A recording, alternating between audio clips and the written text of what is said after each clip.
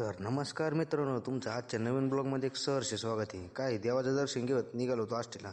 आपल्या मागं लागल्यावर रोजचा खोटोपट उद्योगमध्ये पैसा कमायचा, दुसरं काहीच नाही. 300 रुपये रोज आणि गावंड्याच्या हाताखाली गेलेलं बरं आहे. मग काय आष्टीत आलो होतो आणि गोमाताचं चाललं होतं काहीतरी थांबून मोर्चा. मला वाटत होती ही आत्तीला बळ देण्यासाठी थांबली होती इथं. काय चला म्हणलं तर दुकानावर आल्यावर म्हणलं एक चहाची 90 मारावं. पण काय चहावाले काका मायावर एक तर जाऊ येत होते. त्यांना वाटत होतं पैसे देतो की नाही घरच्या, काय माहिती. मला पण हसायला येत होतं, देतो म्हणलं कायचं काय. त्यांना काय म्हणावं आता, काय नाही तुम्हीच सांगा.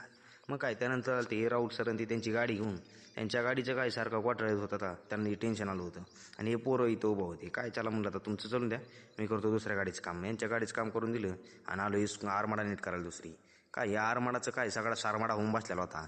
सारमाडा नीट करावं म्हणलं, काय रात्री बराच टाईम झाला होता. मग काय आज जरा विषय होता खोल आणि पृथ्वी होती गोल. म्हणून म्हणलं फिटर म्हणलं तुम्ही जरा टपाटपा आवरायचं काम करा, मला जायचं जरा बाहेर. मग काय काम फेम आवरिलं आणि निघालो होतो वर थुतार करून. काय आलो डायरेक्ट कृष्ण हॉटेलवर. मामानं एक 15 मिनटं लावली होती नुसते. कशाला माहिती का, ते मेनू कार्ड बघायलाच. काय राव म्हणलं असंच तुम्ही एवढ्या टायमात तुम्ही जेवण करून घरी निघान राव म्हणलं. एवढं ते चापू बघत होती. यांनी पक्का तास लावला आणि डोकं चोळीत ऑर्डर दिली. काय जेवण येणारच होतं, त्याची वाट बघत होतो. काय जेवण आलं होतं आणि जेवण करून घ्यायला लागलो होतं. तर भावानं ब्लॉग कसा वाटला कमेंट करून सांगा. तुम्ही आलात का नाही कधी कृष्ण हॉटेलला सांगा तेवढं. काय जातो मग आता, बाय बाय.